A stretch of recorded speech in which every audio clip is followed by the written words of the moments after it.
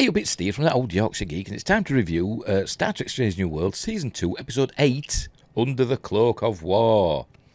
Now, when I initially saw this, and I saw there were like a teaser for it in the last week or so, I got it in my head that it's going to be about cloaking devices again, you know, to do with Klingons and stuff.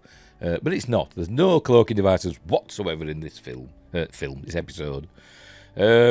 The title, Under the Cloak of War, is from an Albert Einstein reference where he said something along the lines of, under the cloak of war, killing is still murder, which kind of is relevant to this episode. And to be honest, this episode is probably the best episode of Star Trek Strange New Worlds yet. Perhaps the best episode of New Trek, you know, under the Kurtzman banner, we've had. The most Star Trek episode, in my opinion.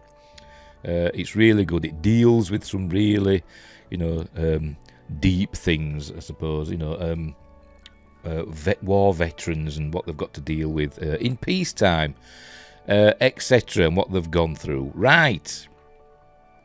By the way, the star dates are all over the place in Strange New Worlds. I don't understand them at all, but they were kind of all over the place in the original series, weren't they? So they seem to be going backwards and forwards, and I don't understand it. But anyway, never mind.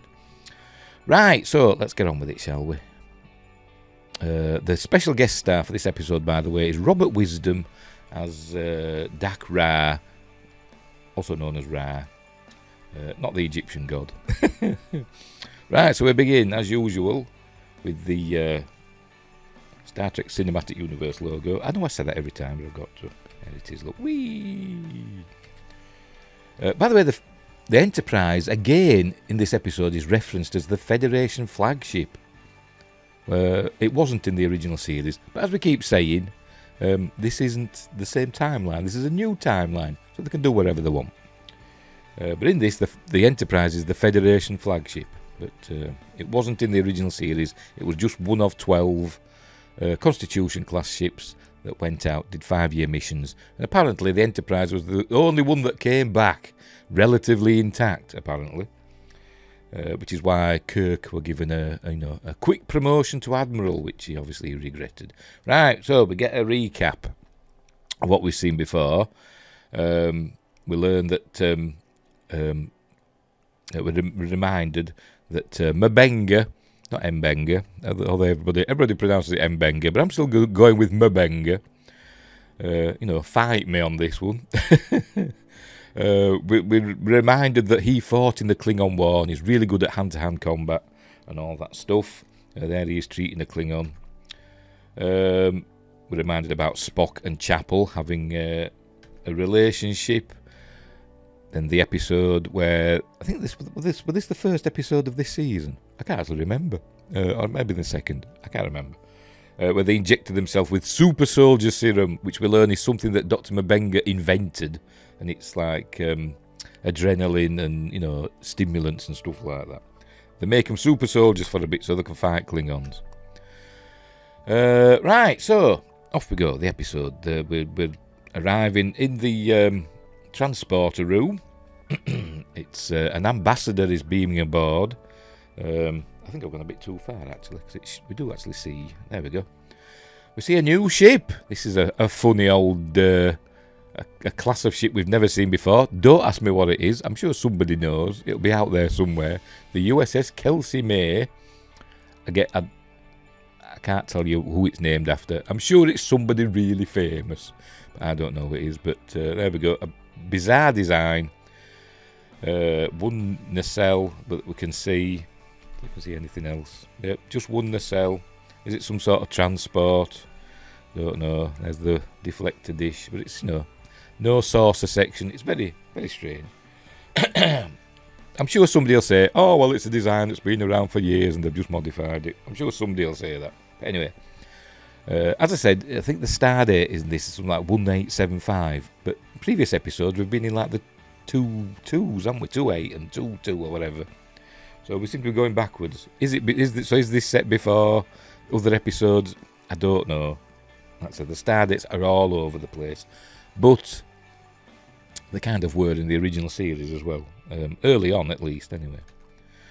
Right, so Pike comes into the transporter room. They're beaming an ambassador aboard. They've got to transport him to, I think, Starbase 12. And it turns out he's a Klingon. He's a Federation ambassador. He's defected to the Federation. And he's Ambassador Dak Ra. So, here we go. So they beam him on board. Here he is, beaming on board. And she doesn't look very happy. I don't know who she is. Where's Chief Kyle? Don't know.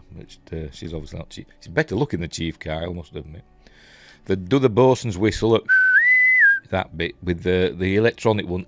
It looks like the one that we see in Star Trek 2. But maybe it's not. Maybe it is. I don't know. So here he is. Beams on board. Dak Ra, played by Robert Wisdom, with dreadlocks. A Klingon with dreadlocks. Right, so, and you know, a proper-looking Klingon, to be honest. In the recap before, I know I didn't show it, it skipped past it. It showed us the Klingorks from Star Trek Discovery. It showed the start of the Klingon War. Anyway, so he was, in the war, he was General Dak Ra. But he defected after the war. He defected to the Federation. Now he's a Federation ambassador. So anyway, he's been all nice and calm and saying, you know, he understands that there may be some crew on board that don't appreciate his presence, but we're still going to give him a tour. Then we cut to the bridge. Lieutenant Ortegas has the con. Remember, she fought in the Klingon War as well. She's not happy that he's on board because he has a reputation. He's the butcher of... Oh, I can't remember the name. Butcher of Jagal. That's it. He's known as the Butcher of Jagal, said to have killed his own men so he could escape. So he's got that reputation. She's not happy he's there because, you know, it opens old wounds, so to speak, from the war, which is understandable, you know, dealing with veterans. But Pike is certain that his crew can overcome their prejudices and accept Dak Ra, who wants to go just by the name Ra, as a you know, a member of the Federation. She's interrupted in her rantings by just as she's saying the Butcher of Jagal, by them arriving on the bridge. So she's goes a bit sheepish. Pike gives her a stern look. I don't know if he has a word with her later, but we don't see. But he mentions that the Federation makes nicer ships than the Klingons.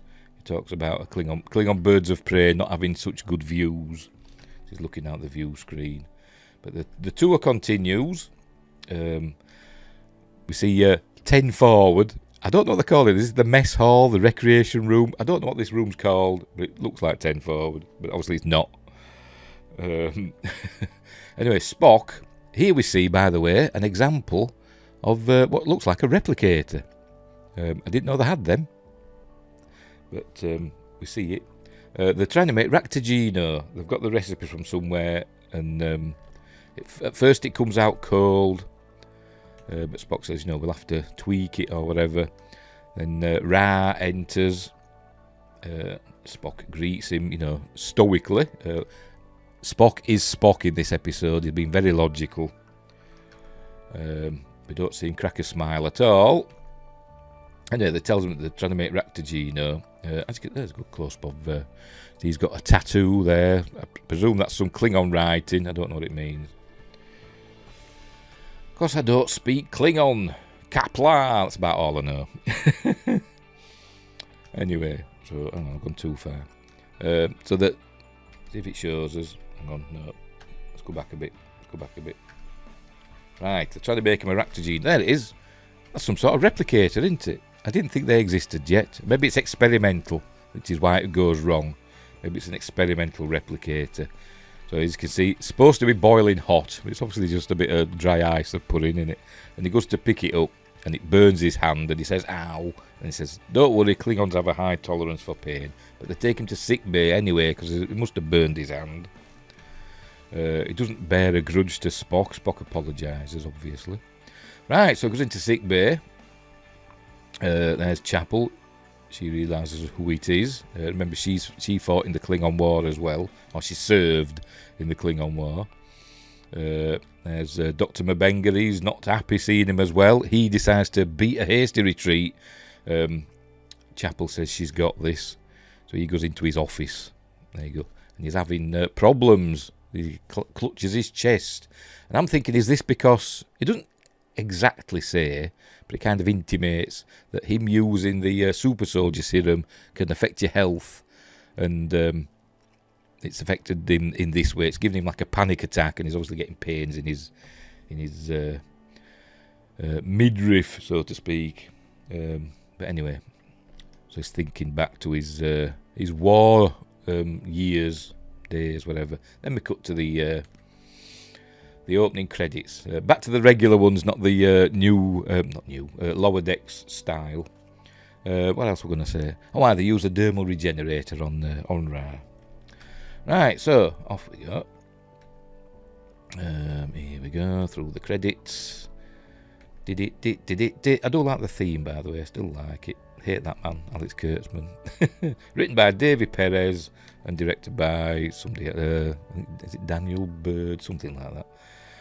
Right, so we start off with a flashback. Moon of Jagal. I think this says a few years ago.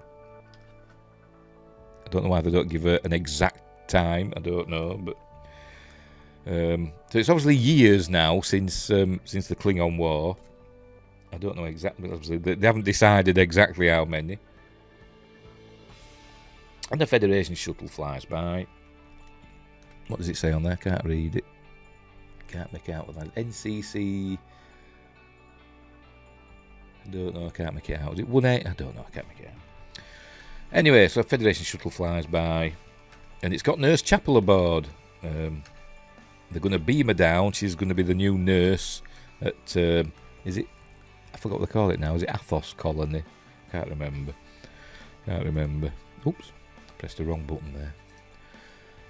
Does it say here? I've just got some information about the episode here. No, it doesn't say. Not that I can see anyway. I think it's something like Athos or New Athos or something like that, or Athon. Or I can't entirely remember. I do apologise. Very unprofessional. Never mind. Anyway, so the beamer down. It's all phaser fire going off. No phaser beams. It's all pew-pews, which annoyed me. But lots of explosions and stuff going off. She's at the forward operating base. So she meets the chief medical officer, who is Clint Howard. Let's see if we can get a view of him. There he is. Clint Howard, remember Ron Howard's brother. We saw him in the original series as Balok. Here, have some Tranya. Ha ha ha! That little kid. We also saw him in Star Trek Discovery playing. Were he an Orion or were he just some sort of? I can't remember. We saw him as some sort of trader / pirate, whatever, in Discovery. I think it was the last episode of season 1. And now is a Federation chief medical officer of this base, and he tells her if she needs anything, ask Joseph, who turns out to be Dr. Mabenga. And she says, "Who's the head nurse?" And we learn that she's the head nurse. So off she goes. An emergency almost immediately. This is to go to the transporter pad. They're beaming in injured. Here they are. So they have to do a bit of triage. So this is where she meets Dr. Mabenga for the first time. Here he is. And one of them's really badly injured. He's got internal injuries. We learn that they don't have an internal organ regenerator. They don't have one of those. It's apparently on its way. But they haven't got one. And one of the soldiers has got serious internal injuries. So she says, well, what do we do? Just, dope him up with morphine and just let him die? Dr. Mabenga says, no, load him into the transporter and save his, halt the transport process, save his pattern in the buffer. Oh, very Scotty thinking there. But so that's what they do. They beam him into the transporter, and then we cut back to now, so to speak. We learn that Biobed 2 is malfunctioning. Apparently, it's been malfunctioning ever since the Gorn attack last season. And he keeps having to fix it. You'd think they'd have an engineer down to sort it out, but obviously M'Benga likes to do it himself. Captain Pike comes in and asks if M'Benga's going to be okay. He appreciates that he's a veteran of the war and all that. But he's holding like a formal dinner for the ambassador, and he'd like M'Benga to be there, as the chief medical officer. And M'Benga says, yes, I'll be there, I'll be fine. And Chapel says she'll be there too. She kind of just invites herself. But it's fair enough. There we go. But nobody, it seems, can refuse Captain Pike. By the way, it seems Captain... I'll just get rid of that and get out of that. See Nurse Chapel's chest. M'Benga and Captain Pike seem to have an informal relationship. He calls him Chris. So they must have were they friends before? I don't know. But remember, the Enterprise wasn't there during the Klingon War, so I'm guessing it was Dr. Boyce on the Enterprise when it were out during the Klingon War, and then when it's come back, M'Benga's taken over. Maybe Dr. Boyce retired. We don't know what's happened to Dr. Boyce. They never mention him. But I'm guessing they have a relationship, before the Enterprise went off and missed the war, because they seem friendly. He calls him Chris. So. Anyway, so they're nervous about going and seeing this Klingon, but we learn later that M'Benga has a secret concerning Ra. Right, so we cut back to the Jagal. Obviously they're trying to save somebody. There's blood spurting about, and his heart stops. This patient, his heart stops. It tells us his name, and I can't remember the patient's name. I think it tells us his name. He's an ensign anyway. But his heart stops, and basically they haven't got time to do anything, so Nurse Chapel has got to reach in and pump his heart physically with her fingers. So she does that, and they get him back, and they save his life. So, which is cool. Right, so we're back to now, going for the dinner. Erica was standing outside the captain's quarters, and she turns away and starts walking away, and Dr. M'Benga calls her and says, we've got to do this, basically. The captain's asked us, and we said we would, so we've got to go in. So she's not happy about it. But they're going, and it's all very friendly, except for the veterans that are there. Spock and Chapel are sitting apart from the main group, and Chapel's got a drink in her hand. She's super nervous. Spock's trying his best to alleviate her tension, but it's not working. And in this episode, well, we'll get to that. Anyway, what's next? Ortega seems to be, joining in a bit there, but there we see Dr. M'Benga's hanging back.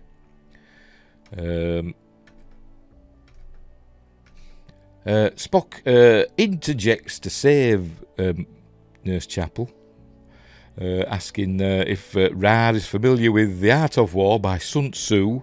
I don't know why he's asking that. Maybe he's just wanting to ask things about war. I don't know. And Ra says yes, he's familiar with it. Obviously, says it's a masterpiece or whatever. It says there is a Klingon tome that's similar that all Klingon children are taught about fighting and stuff, and he was taught that from the age of 7. Blah blah blah. Then I think Erica comes up with something.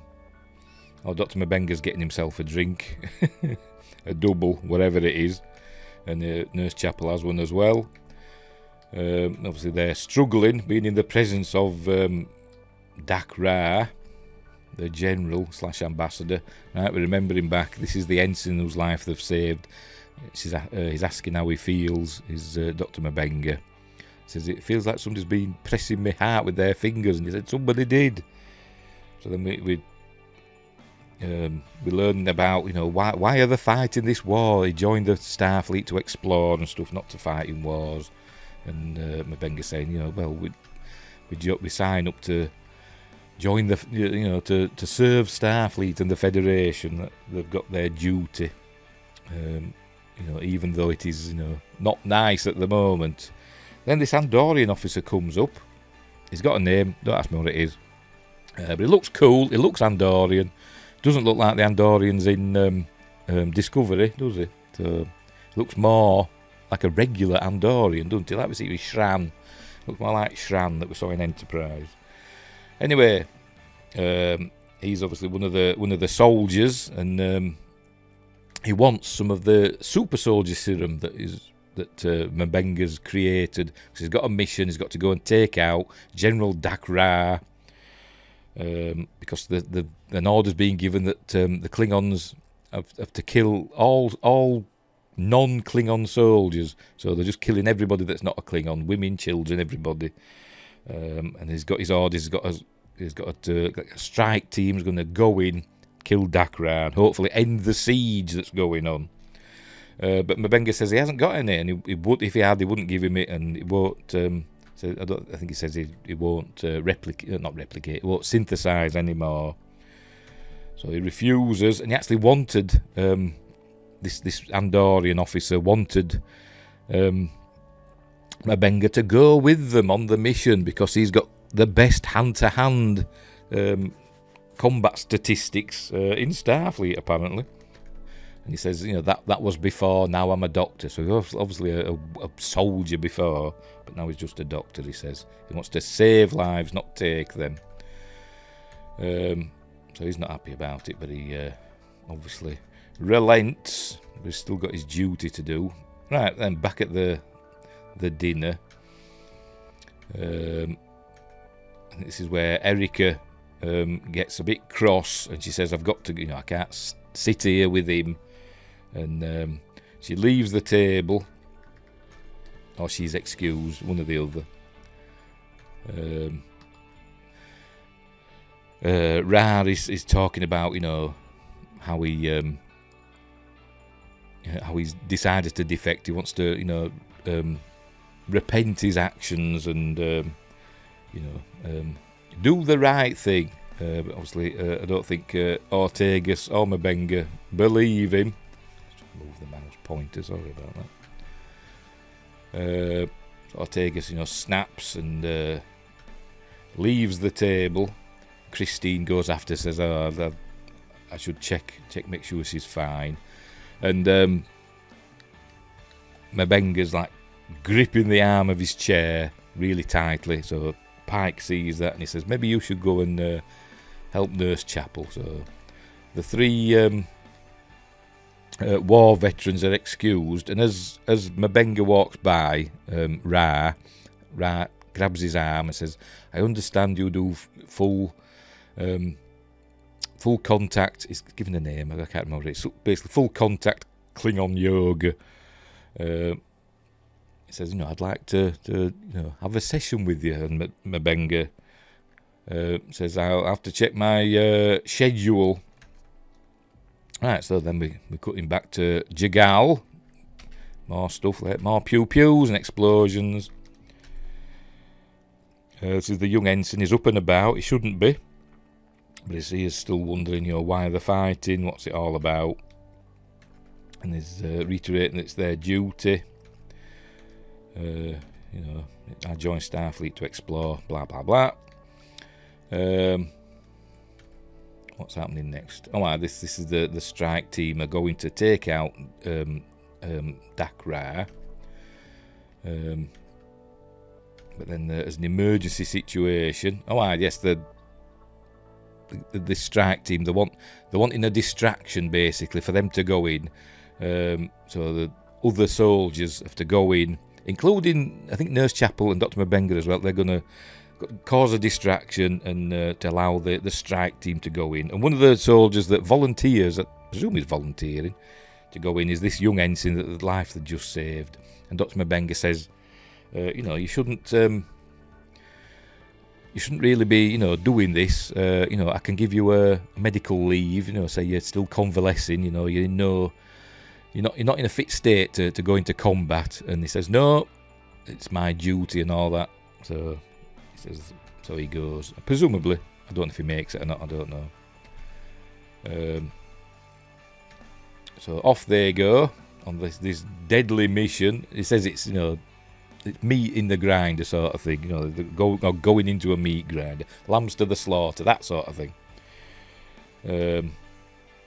Right. So obviously the dinner is over. Spock and Chapel are having a chat. Spock's saying you know, he wants anything she wants to talk about, he's always there, but she doesn't want to talk about it.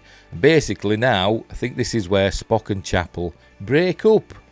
Spock says to her, all right, so you want some time alone, away from me, and then just walks away. So, but it does it all very emotionless, very Vulcan.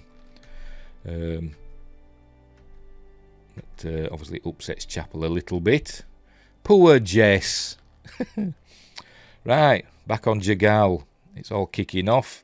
I think more injury, more injured. What they call it? Casualties. That's the word. More casualties are coming in, but the transporter breaks down, so they've got to reset it. And the only way they can reset it is to reset the pattern buffers. But remember, they had a chap in there. They were saving a man in the pattern buffer, and Chapel says we can't because I forgot his name, Alonso or whatever. I can't remember his name. Or Alvarez, a name like that, I can't remember. He's in there, and but M'Benga makes the decision. He presses the button to purge the pattern buffer and get the transporters back online. And he says, we need to save lives so that, you know, the needs of the many outweigh the needs of the few, or the one. So there we go. Is it going to show it here? Hang on, let's have a look. Oh, no, I think he might have already done it. Yeah, it says we need to save lives. Oh, there we go. And then new people are beaming in for them to save. Right, so back to now. We're at the Klingon yoga, or no, yoga. What about yoga for? Judo. Klingon yoga. I think though it is described as yoga at one point, but it's like judo. Klingon judo. So they're having a back and forth, you know, and Raz throwing M'Benga about a little bit, but you know, they're having a bit of back and forth, and M'Benga, I don't think he really believes that Dakra is trying to atone for his actions, so they're not getting on. Sitting down to have a drink there. But this is he asks who fought the hardest. There's a little clue as to what actually happens. If you pause it, you can see what actually happened. We find out later. But he mentioned somebody, I can't remember, was it Krill or something like that? One of the soldiers, that he would supposedly killed his officers, you know, so he could escape. And he says, who fought the hardest? And he says, this chap. He says it was really hard to do, but we found out what really happened later. There were a clue there in that image, and so you know, they're still sparring. But then afterwards, he goes into the sonic shower and puts it on maximum to wash off the stench of war, so to speak. But he's struggling with it, still clutching his chest. Then we see all the people that are coming in, all the casualties, and it's women and children as well.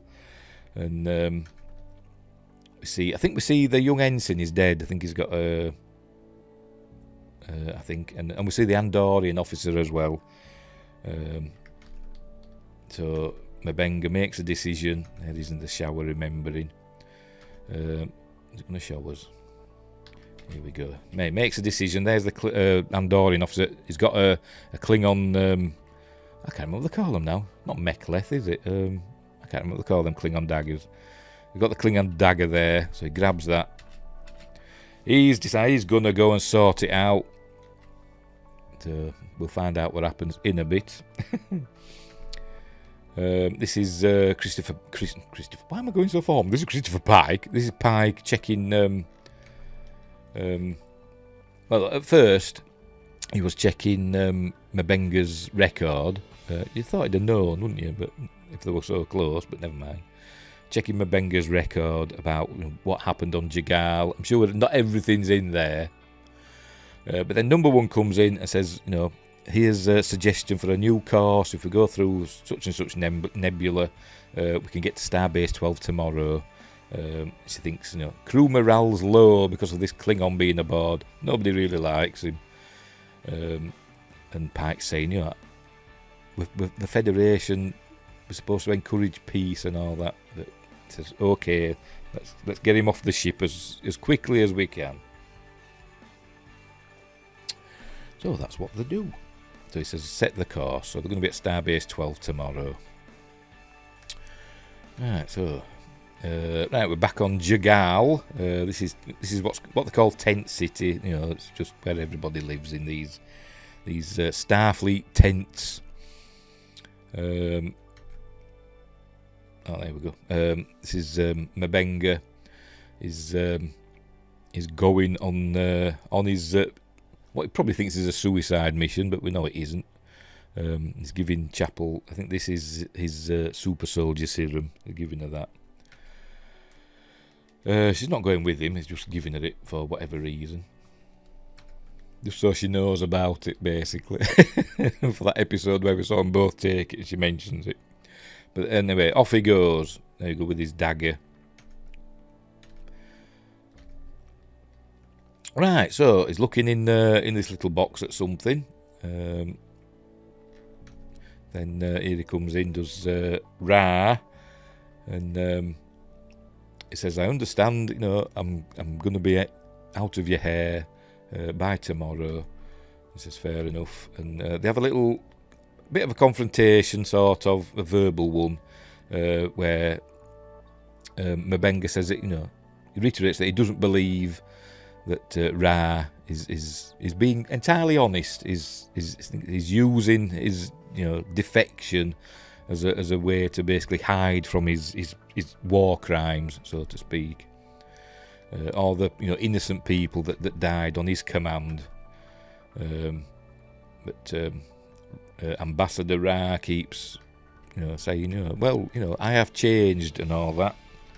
Maybe he has, I don't know, but here we learn what really happened in Ra's compound. It was Dr. Mabenga who took on Ra's officers and killed them all. There we go, stabs him in the side of the head with a spray of blood. And Ra realises that it was him that killed his officers, and he admits to his cowardice. He says, I used that to mask my cowardice. But Mabenga says war changes people. There's no two ways about it. But they end up having a bit of a scuffle, as we'll see. There we go. He sees it's a Dacta, isn't it? That's what they're called, Dacta. That, although that looks slightly different, so it might have a different name. I don't know. But he sees that, and they have a bit of a. I've gone too far. Obviously. There we go. They have a bit of a confrontation that we see through the smoked glass, but we hear them saying, we hear them struggling, and we hear Dakra talking about, stop being so human and all that.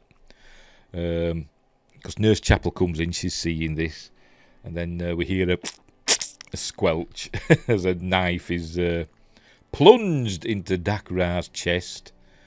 So he's being killed. So Mabenga's killed him. Was it murder? Who instigated this fight, really? Anyway, so the Butcher of Jagal has answered for his crimes. Then obviously La'an's done an investigation, and she learns that all the DNA that's on this and the writing that's on it is from that Klingon officer, one of Ral's Klingon officers that were killed. And there must be none of there will be there'll be some of Mabenga's DNA on, because he used it, didn't he? But they're assuming that Ra had this on him and went for Mabenga. And Mabenga, you know, killed him in self-defence. And Nurse Chapel kind of says that she's covering for him, covering for Mabenga, because obviously Mabenga, it was in Mabenga's possession to start with, but she's covering for him. Oh, there we go. Detail scan, fingerprint analysis, Ambassador Dakra, Klingon, deceased, and Dr. Mabenga, human, active. DNA analysis, Ambassador Dakra, sample 2 detected, General Graval, Commander Kif, that's it, and Captain Rulis. So obviously this is obviously what Mabenga used to kill those 3 officers back in the day.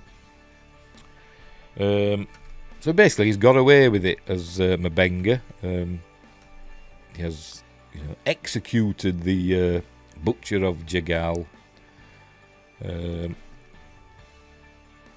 essentially that's what Pike says to him. You know, there'll be a tribunal, but you know, he can't see, you know, anything untoward. And I was thinking, is this now how Mabenga maybe gets demoted? But it doesn't suggest that. I thought maybe he'll get demoted. Maybe we'll have to, if they do this tribunal at some later point, maybe he'll get demoted then, and that'll be when he's not Chief Medical Officer anymore, and why McCoy is Chief Medical Officer later when Kirk comes along. I don't know. I'm just guessing. Oh, will we see McCoy at some point, and who will play him? I don't know. So basically, he's got away with it. It kind of gave me vibes of In the Pale Moonlight, you know, where, you know, he can live with it, so to speak, as Captain Sisko says. It is a bit like that. You know, war changes us all and all that. And then he goes back to the bio bed, he's fixed it. He says, no doubt it'll break again. And then we see it flickers as it's malfunctioning again. And then we get to the end credits. That's it. Ooh, really good episode. There's somebody. Oh, there we go. Lieutenant Vaal Trask. That was the Andorian. That was the Andorian. Right. So, excellent episode. I really enjoyed it. A good, you know, meaty story.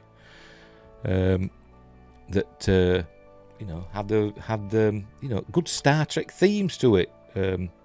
Whether you agree or not with what Mabenga did, because he pushed, didn't he? You know, he could have accepted that Dakra was really, you know, suing for peace, so to speak, and you know, not pushed him so much. But you know, he did. He couldn't get over what he had done in the war and all that. He thought Dakra were a coward, and so he pushed him, and they had a fight, and he killed him, and that's it. And he can live with it. Or can he? Well, he can, because we see him in the original series. But, as I said, this is a new timeline, so anything's possible. But anyway, a really good episode. You know what? I'm going to give this one a 9 out of 10. The highest score I've given this season, because it's the best episode. It's not as fun. You know, we've had more fun episodes, like last week's, for instance. And the musical one that's coming up, I think it's next week, actually, isn't it? The next episode is the musical one, Subspace Rhapsody, which I'm kind of looking forward to. But it probably means it's going to be rubbish. But never mind. But yeah, it wasn't fun, but it was a good episode, a good Star Trek episode. As I said, kind of vibes of In the Pale Moonlight, you know, a serious tone, and it was really well done. Right, so we'll leave it there. Whew, crikey. So, next week's, we're going down the comedic path again by the looks, with the Subspace Rhapsody and the musical, and 10 songs we've to listen to, including apparently Bohemian Rhapsody. Apparently, I don't know, but that's what I've heard. Right, so we'll leave it there. So, wherever you are, live long and prosper, look after each other, and until next time, I'll see thee.